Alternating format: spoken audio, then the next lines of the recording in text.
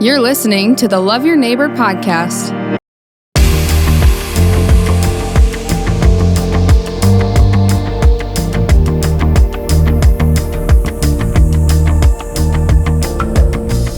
Good morning and welcome to the Links. I guess it's not, I don't know what time it is right now when you're watching this, but Matt and I are just sitting here chit-chatting. And if you don't know, Matt Beukelman.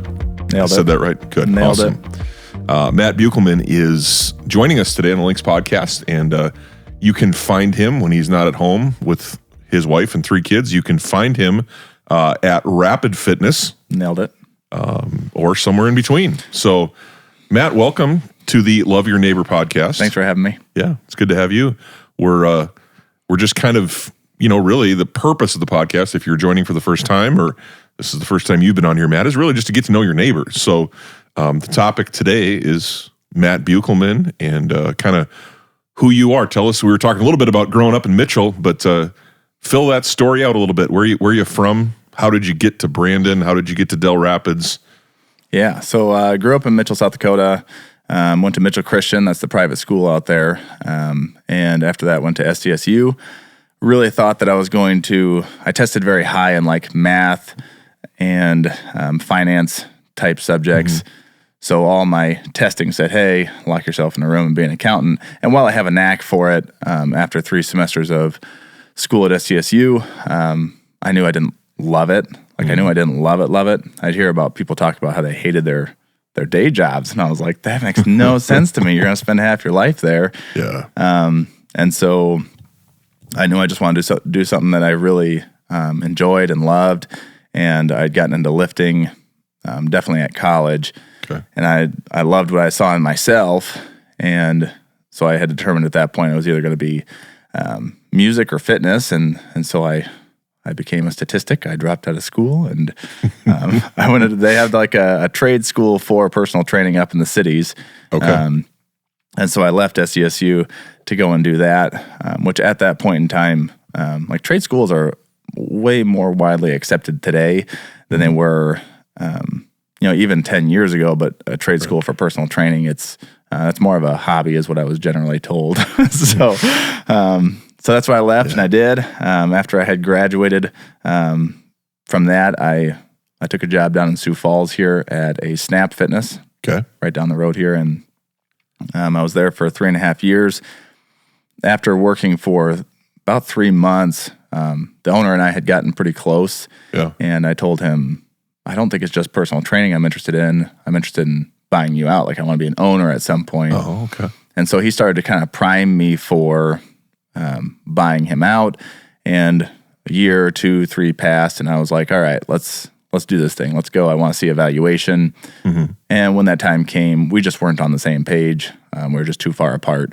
I still have a really great relationship with him.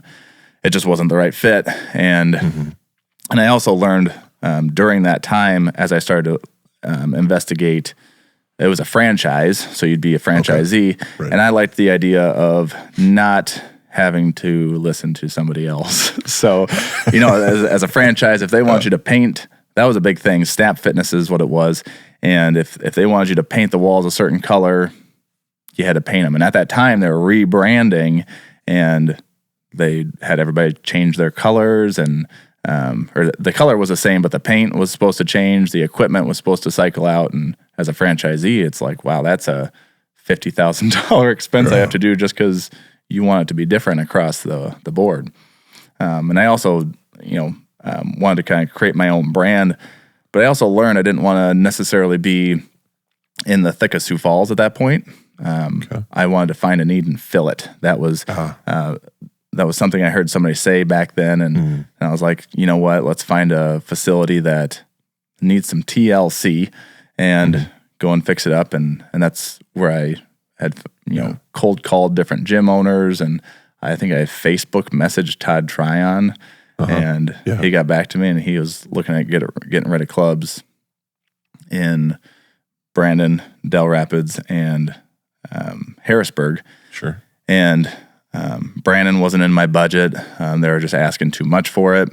The Harrisburg one, I think, was spoken for at the time. So I looked at Del's and I drove up there, and they're just wasn't much going on. No personal training, no one-on-one stuff, and that's what I did. So I knew even if I wasn't very good at it, it's like at business ownership, I could make it go, Instead of making a commission on my personal training, I can keep it all. So that's what I did. Moved to Dells, and we were there for a couple of years, and we were growing really well because people took to us pretty well for being local and filling a need and working with kids, and so I knew I wanted to expand and expand our offerings, and we had two options as I saw it. The way that it's built up there, it's kind of landlocked. You have quarries up there, and you have cornfields, and you have a golf course. So how the city can kind of expand is limited. So commercial real estate was a real challenge. So when I saw ground break on one of my two options, I was like, oh man, we got to go. So I ditched my lease and broke that lease and got into a different facility. That's the short end. The current one in Dells. The current one in Dells, yep. So that's 6,000 square feet. So what year did you begin? When did you start this Rapid Fitness? Just give us kind of a timeline here. So I started personal training in Sioux Falls in October of 2011. Okay. And then I continued to do that and started Rapid Fitness August of 2015. Okay. I broke that lease and moved into a new facility March of 2019. Okay. And that's where things kind of started to snowball. And part of that acquisition was we had bought out essentially a group fitness company that was up there. They did very well. There's a couple that had started it, Lee and Brittany Bullock, and they've got several kids, and their kids are kind of getting to the age where, man, we're going to be all over the place. Sure. And I was looking to expand, and so I cold called Brittany one day, and I was like, hey, I'm looking to do this. Is there any way that maybe we can kind of come together and be in the same facility? And that ended up working out where she has to do less administrative or like big picture type, day-to-day business stuff. And she can show up in service sessions, which is doing more of what she loves and less of what she doesn't love. It was a really good thing for her, I think, and her and her family. And so we got into that new space in March of 2019. Okay. And part of that was I got nominated for like an award back then, and I ended up winning it. It was like Young Entrepreneur of the Year through the SBA. And a lot of different opportunities came about, and that's how I ended up, somebody brought me the financials for the Brandon facility. That was in the middle of being sold, and I looked at it, and where it was originally listed for price-wise, I was like, this isn't it. But I knew where I wanted to come to, and they came all the way to me, and it worked out. So, yeah. Well, it's an industry, obviously, in that time frame with COVID, and I mean, it's traditionally, I remember meeting Todd. He and I played together for the Storm back in 2000, 2001, and I remember, him starting the gym business, and it's a difficult business. I mean, it's sometimes difficult to make it, and you seem to have made it, and you seem to be thinking about it the right way. You mentioned it kind of personally. You got into this back in college. Was that something that was? I mean, what was that like? How did you discover, boy, I want to help people be healthier? What was that like? So initially I got into it because you start lifting, you're a teenage guy. I was a little self-conscious about how skinny I was. Where like you could kind of see some of my ribs where I was like super thin, and put on some muscle, and I was really excited about that. And so I initiated this process to go through school for it. And one of my first clients, during his consultation, he's like, "Oh, I want to lose a few pounds. I want to lose some weight." I was like, "Okay, why?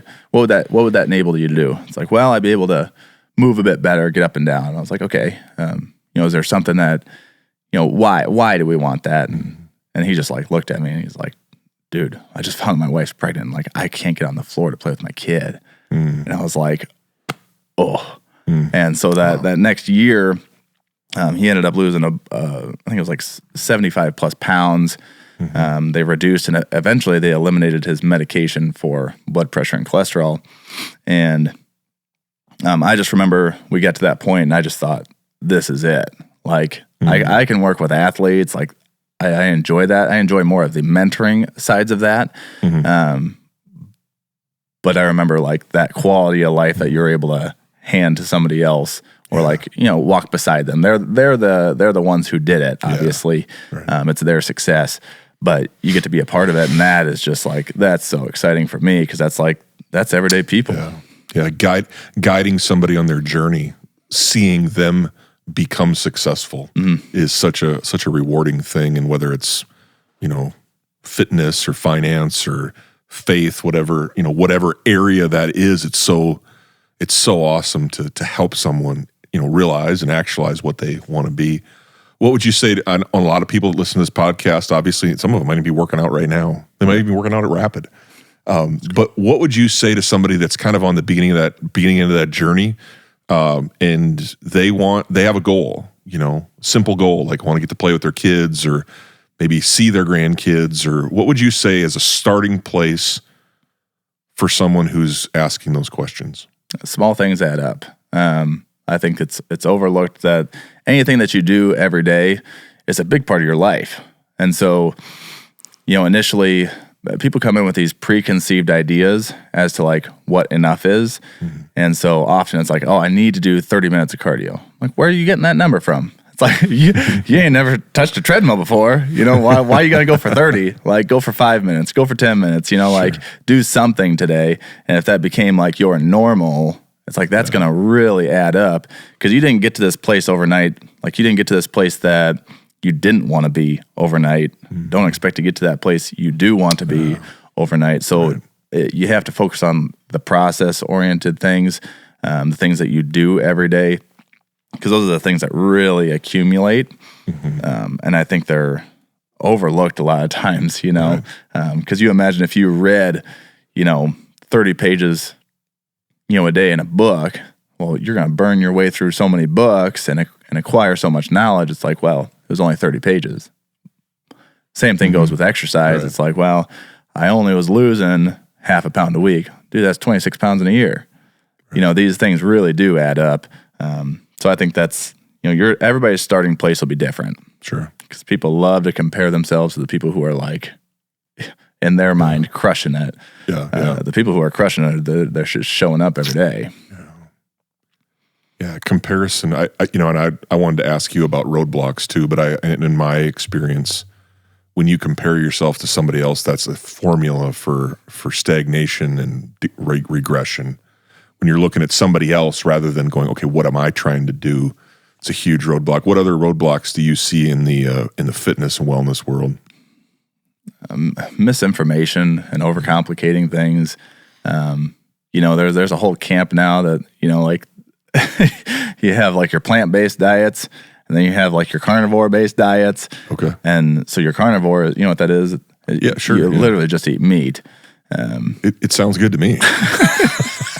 And so like that group comes straight out and they'll say, hey, like you have all these anti-nutrients in vegetables. And it's like, well, so now we're scared of vegetables, like, oh, that's crazy. And then you have like, the plant-based group who might come out and say, hey, all animal-based products are bad. And it's like, for the vast majority of people, I like the words more or less, where it's like, hey, less highly processed foods. Sure. We're going to get more highly nutritious foods. It's not like, hey, all or nothing. Right. Because that's, there's like this, it's a restriction and binge cycle. It's like the harder you restrict something, it's like a rubber band. Sure. Okay. Yeah. It's going to snap back.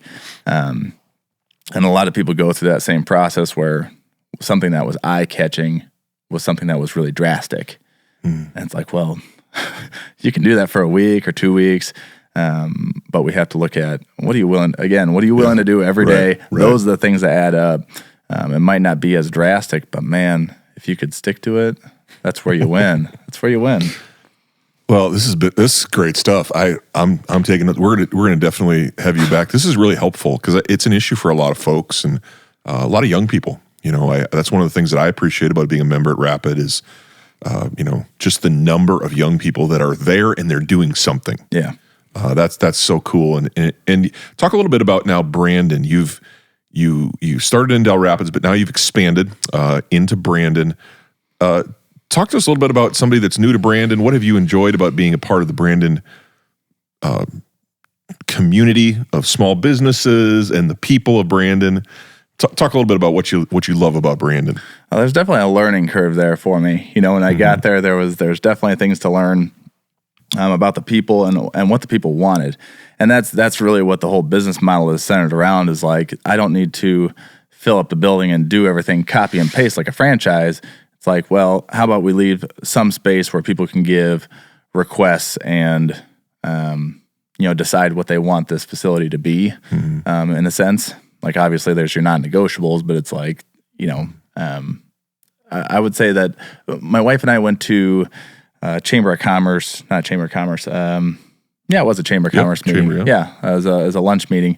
And the principal was speaking in this is like something I've found to be consistent across the board is, he talked about wanting to grow together. So when you talk about the schooling, they're planning for all this growth because Brandon's just exploding and they don't want to just grow to grow.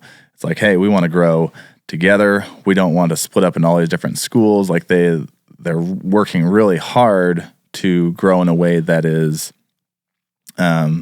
managed, I guess. Does that make sense? Yeah. Oh, yeah. Yeah. Yeah, I get it. I hear that. Can you think of a better way to say that? Like, they're very intentional and they're trying to be intentional with their growth.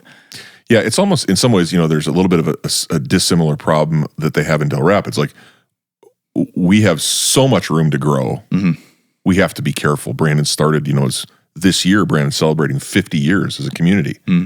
But people have been living here for 150 years. Right. And so there's so much farmland and there's so much real estate that's being developed between the state line and Sioux Falls. 50 years from now, what is Brandon going to look like? What's Sioux Falls going to look like? I really appreciate the perspective of Dr. Larson is very attuned to that. And, even Mayor Tenhanken spoke at the at a chamber lunch, and he talked about that. He said, in 50 years, what's Sioux Falls going to look like? Well, it's likely not going to look like, Mitchell or Minot, North Dakota, where I grew up. I mean, it's becoming, a metro area. Mm-hmm. Even Del Rapids. I mean, Del Rapids is, as you said, in some ways landlocked, but I mean, there's not a lack of people that want to live in Del Rapids. Right. This whole area, it's one of the more inbound states, and for a lot of reasons. When I was trying to figure out like what my next business move was going to be, I was pitched a couple of different gyms and they happened to be on the wrong side of the border, and after COVID, like that was like cold water on me. I was like, I'm not going to touch it because, they shut down gyms for months and months during COVID in Minnesota, and a lot of people are coming into South Dakota and they like how business friendly it is. They like the people around here and lots of new people coming here that are looking for a place to connect. And, one of the first places people look is, a gym. So, well, we've done a good job, I think, talking about fitness. Let's talk a little bit more about Matt. You family, tell us about your family. You mentioned your wife and kids, but talk a little bit about that as we wrap up here. So I got a wife, Margot, and we met at Rapid Fitness in 2016. Nice. That's the place to meet him.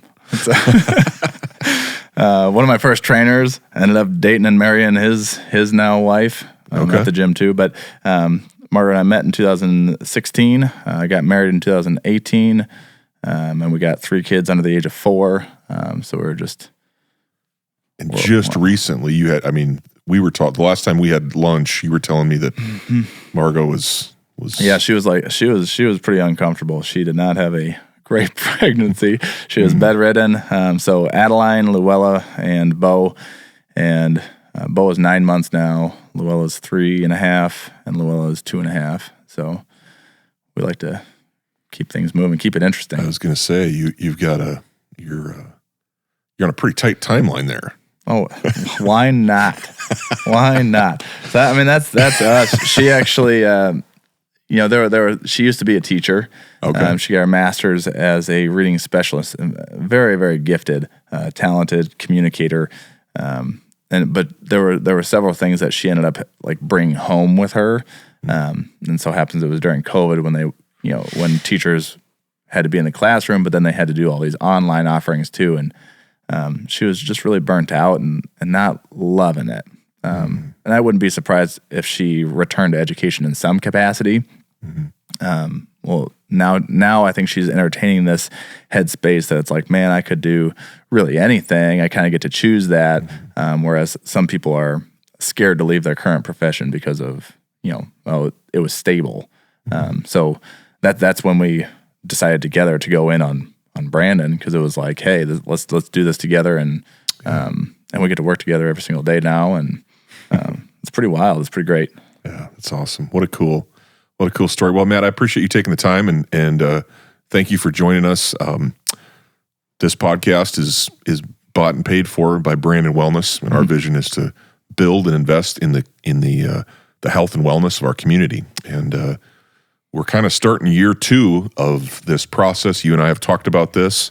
I'm really excited about the future and what wellness can look like in Brandon, and I'm so glad you're a part. And we'll keep talking, and until we have you back next time. It's great to have you, man. Thanks for being here. Thanks for having me. Thank you for joining us on the Love Your Neighbor podcast. The purpose of the Love Your Neighbor podcast is to build community one conversation at a time. You can help us build that community by sharing the podcast on your social media channels and rating our podcast on whatever platform you're listening from. Another way is to let us know of any neighbors who have a story. Go Lynx!